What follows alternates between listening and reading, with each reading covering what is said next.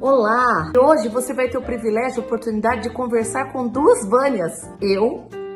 A Vânia, depois da experiência quase morte incrível que eu vivi, devido ao derrame cerebral e tudo que você pode ver nos outros vídeos aí. E você também vai falar com a Vânia de antes de tudo isso acontecer.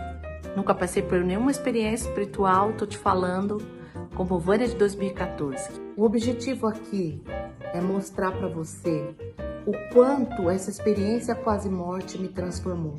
E o assunto hoje especificamente é amor. Nós duas vamos responder para você. E também ajudar você a entender, sem precisar passar pela experiência quase morte que eu vivi, a respeito de um verdadeiro amor. O amor que Jesus Cristo me ensinou.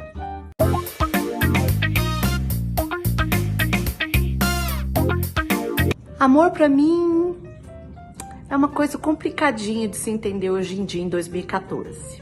Essa pergunta hoje, em 2024, depois da minha experiência quase morte, onde enquanto eu estava no coma, vi Jesus Cristo e o amor dele me curou e me trouxe de volta da morte, me fez entender que amor é poder. Mas como uma romântica inveterada, eu sou fã do amor. As pessoas pensam que amor é só um sentimento. Amor é um poder que Deus, nosso Pai, dá a todos nós. Mas nós não sabemos usar. Jesus Cristo me curou com o amor dele, me trouxe de volta da morte. Amor é a coisa mais poderosa que existe. Mas as pessoas não acreditam nisso.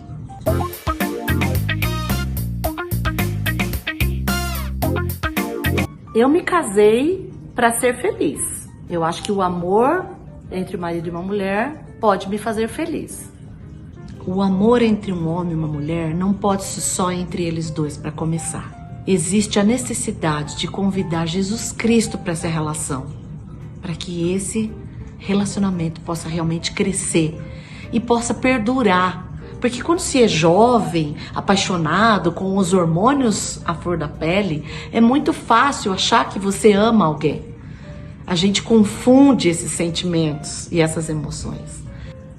Mas eu acho que quando eu não sou feliz, a culpa é do meu marido, que não tá sabendo me amar do jeito que eu quero.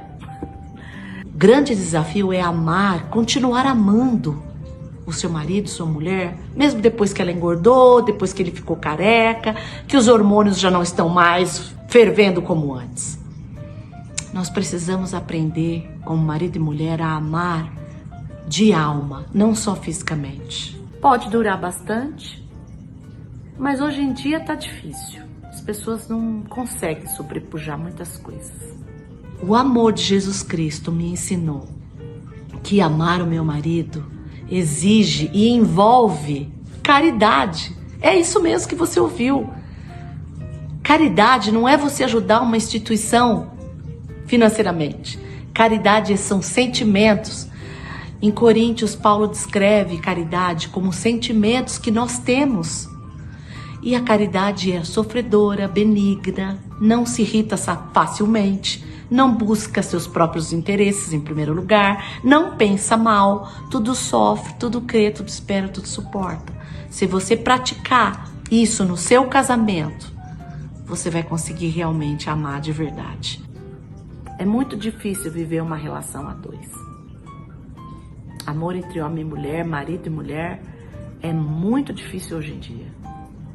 Um grande desafio para a gente sobrepujar ao longo dos anos. Mas quando você consegue, ele se torna melhor e mais valioso do que qualquer outra coisa. Convide Jesus Cristo para o seu casamento, para a sua relação, e você vai perceber a diferença.